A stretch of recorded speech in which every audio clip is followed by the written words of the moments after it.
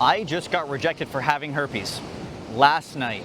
And guess what? Part of me, in all of my confidence, felt a bit like a leper and actually took it pretty hard.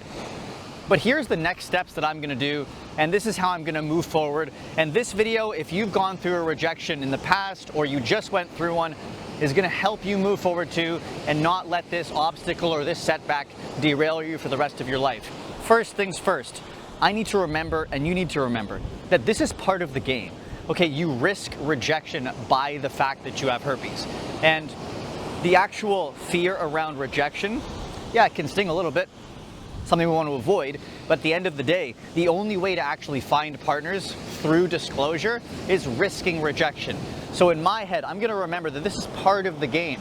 If I never put myself out there, if I never try at all, if I never have these conversations, I can never find anyone who's going to accept me. And to be honest, I've probably gotten pretty lucky. And maybe I needed one of these experiences to show me that I'm not bulletproof.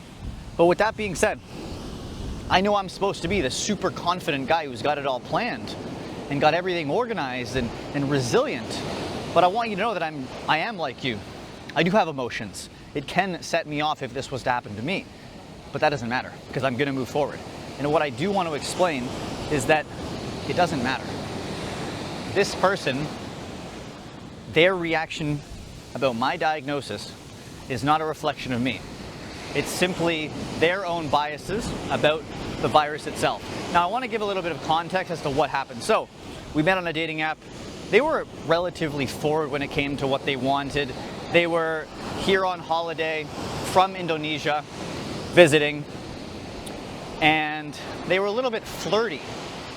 We never exchanged Instagrams, we just basically texted, so they never had the chance to see Christopher Herpes Coach on my social media. Now, we hadn't spoken for a week, and then a week or so later, recently we started talking again and making plans to go out for dinner with the implication that things may actually progress from there. So, we met up last night, and we had a lovely dinner together. There was one of those 24-hour romances where you fall in love, but you don't actually fall in love. Relatively flirty. Had some drinks. And basically, I started telling her what I do for work, which was help people with herpes. So I had to kind of explain what herpes was, how it's transmitted, blah, blah, blah, blah, blah. There's a stigma. And in my opinion, I think I did a pretty good job at the actual explanation part. But then we were drinking a bit more and, things kind of progressed in terms of, hey, let's go back somewhere.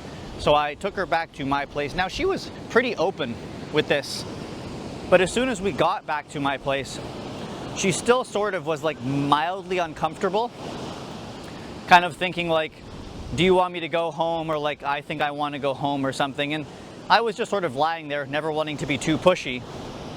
Okay, if you want to go home, it's totally fine. I'm cool with either decision. And something was a little bit off. And I was like, well, if you just want to go, let's go. Just go, it's fine. It's fine. We're going to turn around. But basically, I don't know. It just kind of, I remember her words. I'll be open here. She's like, I really wanted to have sex, but I wish that you didn't have herpes. And at that moment, I was kind of like, damn, this is what people must feel in terms of the leprosy, in terms of the stigma, in terms of the feeling like an outcast. And I kind of had to think well, that's pretty crazy. I kind of wish I didn't have herpes too. And we did have a very good connection, and I would have preferred her to even just spend the night. No human interaction, no sex, nothing like that. But I think she just ended up wanting to go home. Now, the second thing I need to remember here, as my next moving forward, is that it was a bit of a shock if you've never experienced anybody disclosing herpes before. So she is entirely in the right to react oh my goodness, what does this mean? I need to look out for my own health. I remember her saying I don't think she wanted to risk herpes just from a one-time thing if she was never going to see me again. Now that's kind of a reverse idea, because a one-time thing is probably going to have an incredibly low risk, but I understood her perspective. So I had to remember right now, and you have to remember, that someone's reaction to herpes, if they've never experienced it before, if it's a big shock, they may need some time to process it, to learn more, to think about it. And it isn't a reflection of you, it's a reflection of their own perspective on the diagnosis. You are not your diagnosis. So point number one, rejection is part of the game. Point number two, someone's reaction to your diagnosis is them and their own biases towards the virus, their own lack of information. It isn't a direct reflection of you. The third one that I'm remembering right now, the more time that you spend dwelling on this one rejection, the more power you give it. So I had a little 15 to 20 minute, maybe even 45-minute pity party last night where I was like, after she left, like, damn, this kind of hits hard. Like, am I gonna, like, is this gonna be my future? Because I was attracted to her and I was kind of thinking like, well, damn, like, we had a really good connection. We were both attracted to each other. It was very, like, there was a mutual connection. And she's like, no, I just can't deal with it. So I wondered, is this gonna be my future? But I woke up today a little tiny bit sad and was like, you know what, any more energy I put into this reaction, into this one rejection, into this one scenario that I've been lucky enough to not experience many times, is only gonna make the issue far more significant. So I said, whatever, this is part of the game. I'm not gonna think about this. Let's move on. The more time I spend dwelling, the bigger the actual situation is in my head, even if I might forget about it in like 6 hours.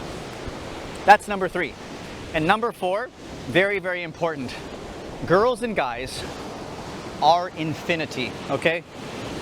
There is endless options out there. And I want this to be a mindset that you take into every aspect of your life, whether it's sales, whether it's herpes, whether it's friends, whether it's opportunities. There are so many opportunities out there to meet someone new. Now, it depends where you live. Maybe you live in Bali, maybe you live in a small town, but having the same perspective of like, there's endless options, someone new is gonna come along, this is not gonna be the only person out there, it's gonna allow you to remember that like, you just gotta pick yourself up, you gotta go out there again. So I think those four things, which I'll recount them again, number one being, rejection is part of the game. You have to risk it to actually find a partner.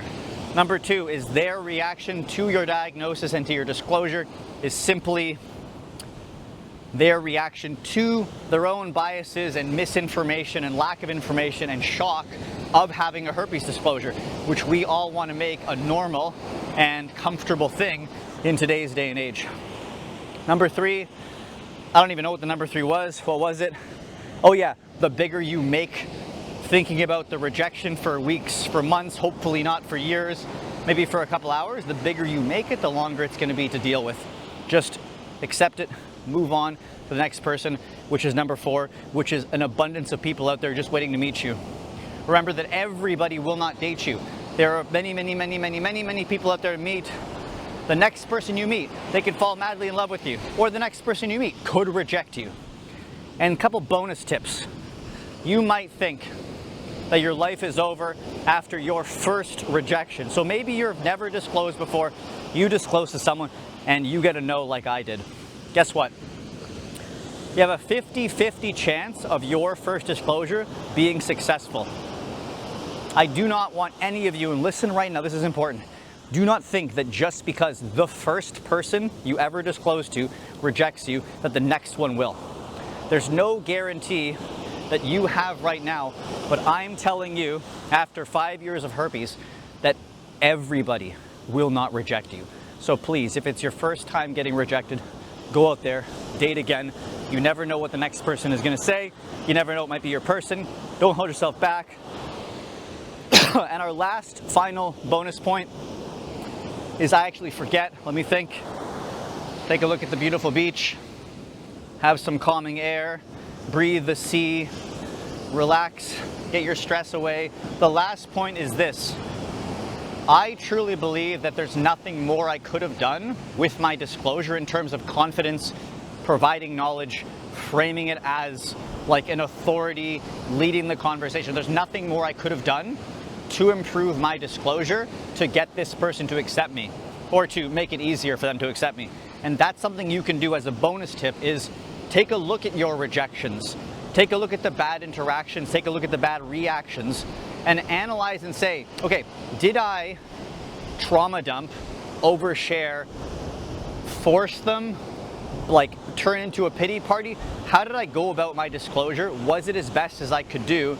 And is there anything I can improve in the future? Because oftentimes you're gonna learn more from your rejections and your negative interactions than you are from your positive ones. And if you can learn and reframe each rejection or redirection into, how can I be better next time? How can I improve? How can I be more open about my status with my next partner? It's only going to allow you to have more and more and more success as you get better.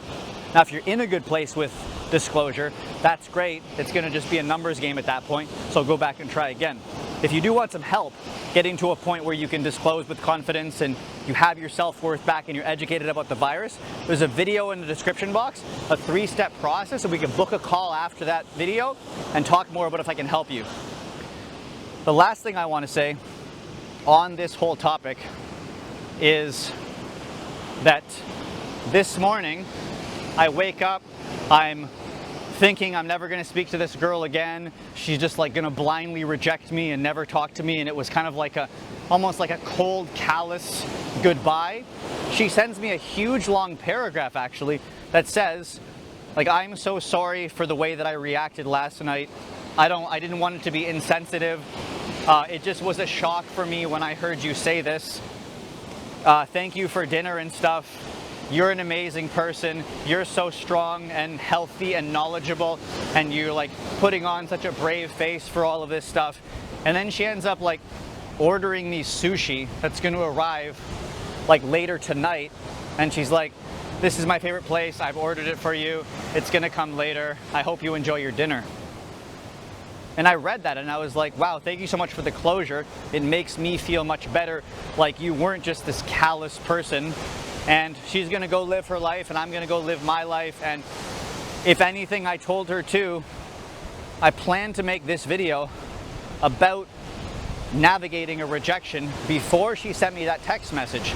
So I actually ended up telling her in my response to her, hey, you actually inspired me to make this particular video. So if anything, what happened last night may actually serve as something that's going to help you watching this video right now. So to put it all full circle, rejection is part of the game. Don't try to avoid it. Try to minimize it. Someone's reaction to your diagnosis is not a reaction of you. It's not a representation of you. You are not your diagnosis. They're simply reacting to their own biases about that. What's the third and the fourth one? I don't even know. Just go back and watch the previous part of the video. Something about, oh, don't dwell on it. Don't dwell on it, and then try to learn lessons from each of your rejections if you can. And if you're still watching this video and you want some help getting to a place where you can actually date confidently, I'll leave a link in the description box to hop on a call with me, and we can figure out if I can be a good fit for working with you as a coaching client. See you guys in the next video.